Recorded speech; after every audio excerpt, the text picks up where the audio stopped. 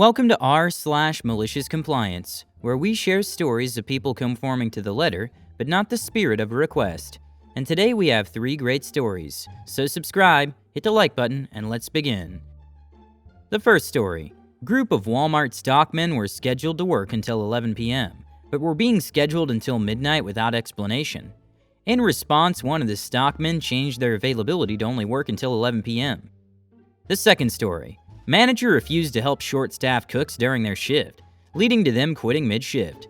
The manager was left alone, leading to their eventual departure from the company. The third story. Students used old exams to ace a tough engineering class, only to be accused of cheating. Today's first story is the other time I did malicious compliance at Wally World. I shared a story about when a manager forced me to fill the soda machines at work. Instead of getting carts, it made me think of the other time I used Walmart rules because management tried to screw over the other stockmen and myself for other employees.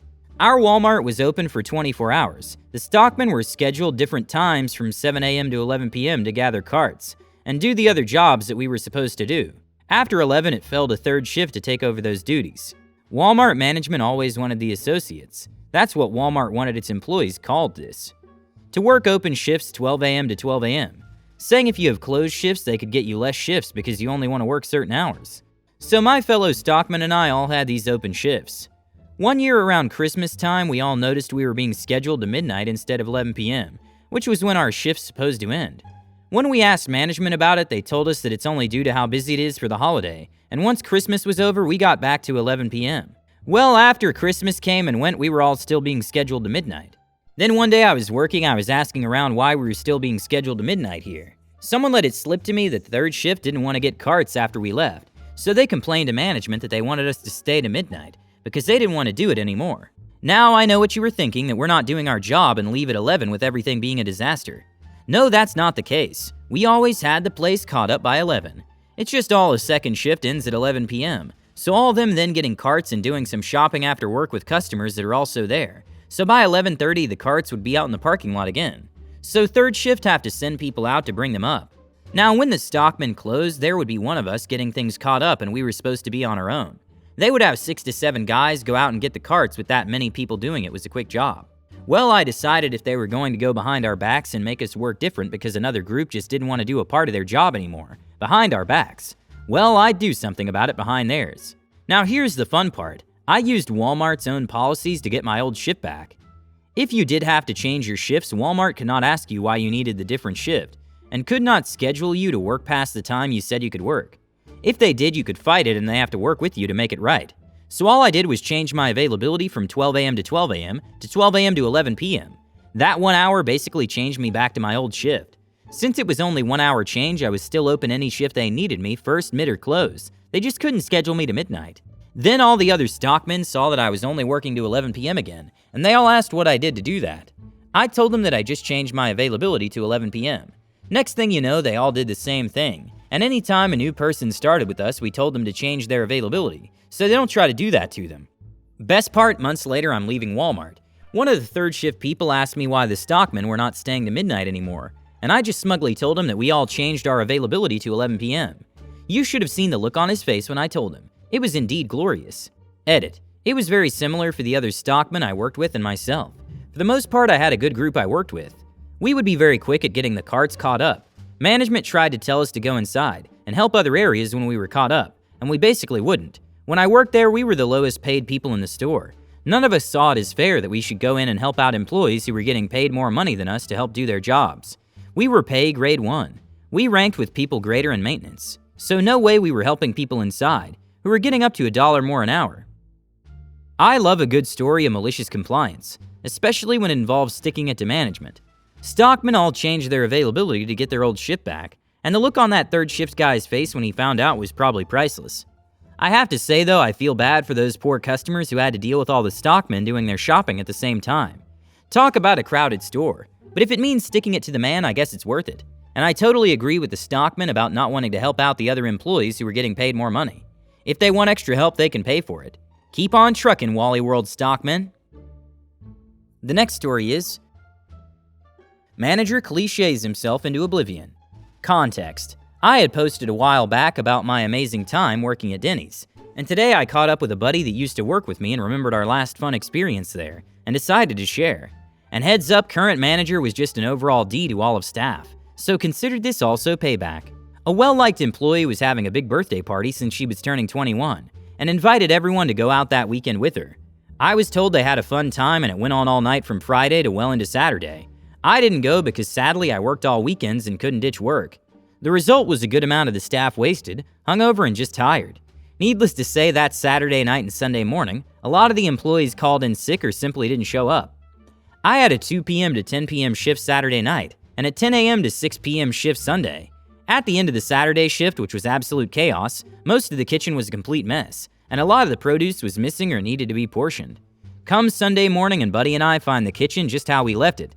The same mess and more than that, only us two as cooks till about 2 p.m., when swings started coming in. We asked the manager to see if he can call up some other cooks or if maybe he can bring it up to the GM or district manager to have employees from a nearby or other Denny's back us up, but he didn't care to help at all, and ignored our asking for help. Buddy and I were both tired and angry about the beating we had received the previous day, and how we were barely struggling to keep up with the orders, so we were being at each other about it and the manager overheard. At one point I guess he was just tired of hearing us complain about the lack of help, while he sat nearby without bothering to help, and just let loose in the kitchen. It was a long rant that I didn't bother paying attention to till the end, which ended with, "If you don't like it, you can leave." Awesome. So he storms into the office to hide in AC, while we were stuck with about 10 tickets down, and more order coming in. And Buddy and I talked over about what manager had said. Malicious compliance, here we go. Buddy was working there just to kill time since he came from a well-established family, and he didn't have any responsibilities. On my side, I have 2 jobs and was single at the time, and figured screw it, I can make do till I find another job. We decided to wait a bit and let a few more orders stack up to make sure kitchen was really backed up, and decided to walk to the office together and hand in our aprons. The manager, wide-eyed and confused, asked what happened and where we were going. At this point, I felt like the memory and emotion of not being able to do anything every time I heard that stupid cliche expression built up, and let out with a big sigh of relief. Welp, I don't really like it, so I'm leaving, and walked away while Buddy just smiled and waved off. The rest of the staff. I was told by another employee that the manager was going nuts trying to work in the kitchen, because he was alone for about 4 hours and couldn't handle it, and that it became an SH show with many of true customers complaining about how the food was coming out.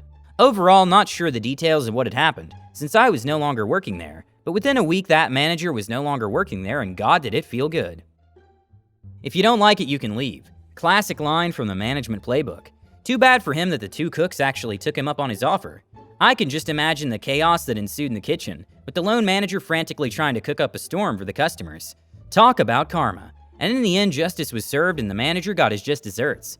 Now let's hope he doesn't try to use any more cliches in his next job, or he might find himself in the unemployment line once again. The last story is, when taking a dive on a test worked out better for everyone. When I was in college, I took a class with this gem of a professor. On the first day of class, he asked how many people thought they would make an A. This being a tough engineering school where a C actually was average, something like 5 students out of a class of 60 raised their hands. He then announced that's how many A's he would give out that semester. All of our tests for that class were multiple choice exams we took online. We were allowed to refer to our notes during the test, and we were allowed to study from old tests as long as we didn't refer to the old test during the exam. Fair enough. I studied for the first test but didn't have access to any old exams, so I did fine but not great.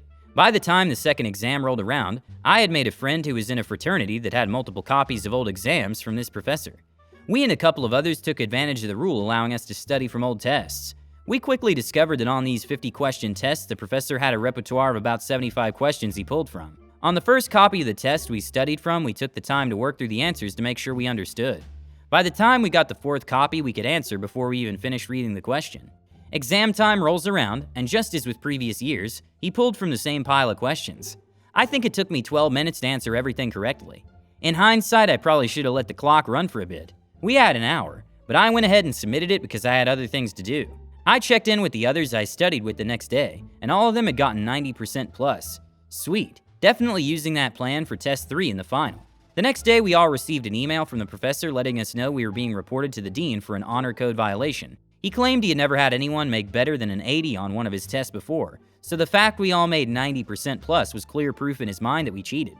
This being an engineering school, we were all nerds who were pretty scared about receiving such an email, but we agreed the best course of action was to talk to the professor before he went to the dean to tell our side of the story and see if we could sort things out. We reached out to him and he agreed to meet with us after class. When we met with him and laid out our case, he was surprisingly receptive to our explanation. I think in reality he didn't want to go through with the hassle of reporting us to the dean. So we left the meeting feeling pretty good, and agreed within our study group we would keep studying from the old tests. Well, about a week before test number 3, this guy announces to the class that because some of us had found the previous test so easy, the next one would have twice as many questions in the same amount of time. Being the cheeky SOB I am, I asked him as I was leaving class what would happen if someone made a 100 on his test. "God help you on the final," was his response.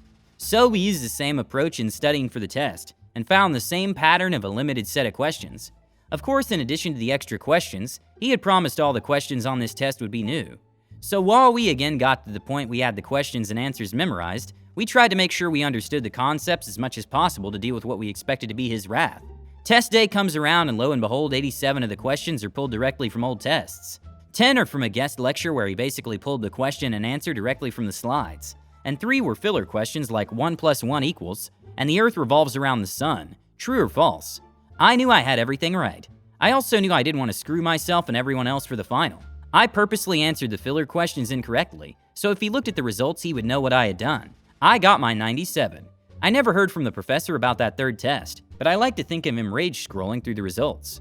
I don't remember details about the final, but I do remember the format being the same as what had been announced at the beginning of the semester.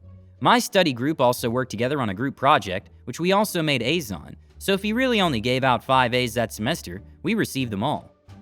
Haha, I think he was cursing himself for announcing his testing strategy to the class on the first day. The nerve of him to accuse them of cheating just because they did better than anyone else before. And then to add insult to injury, he tries to intimidate them with more questions and less time on the next test. Nice try, buddy, but they still aced it. They still managed to ace the final and get all A's is just the cherry on top. Hit the like button and subscribe to the channel. Have a good day.